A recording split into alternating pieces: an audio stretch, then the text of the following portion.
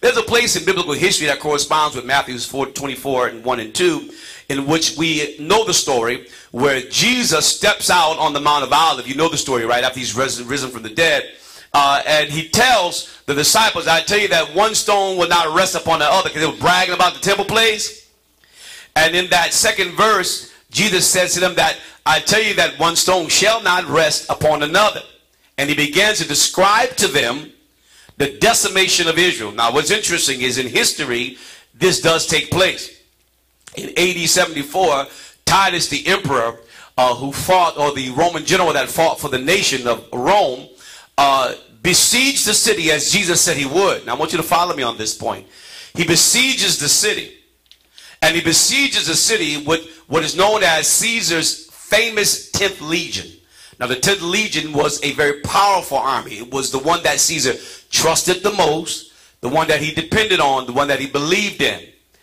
And according to history, all of the great exploits of Caesar were won through his 10th Legion. Now, a legion of soldiers were about 5,000 men, foot soldiers. They had standard bearers and others, but in particular the infantry. And so in the history, we are told that as Jesus prophesies that one stone won't rest upon another, we know that historically Titus fulfills this prophecy, and he besieges the city and he destroys it.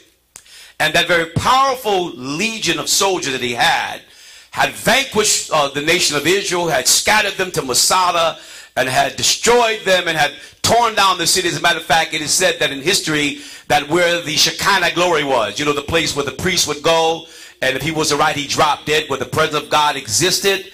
It was said that once Titus tore down the temple, that upon that same site he took a pig and slayed it to desecrate the place where God once was.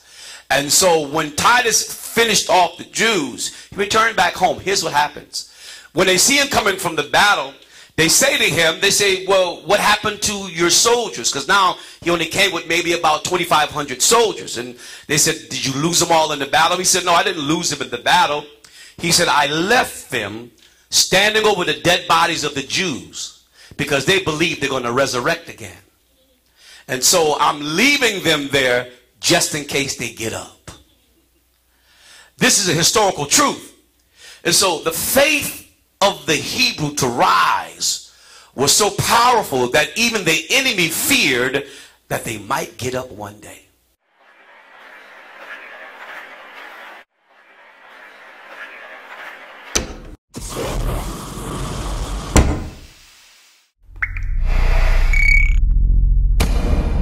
The only thing that needs changing is me.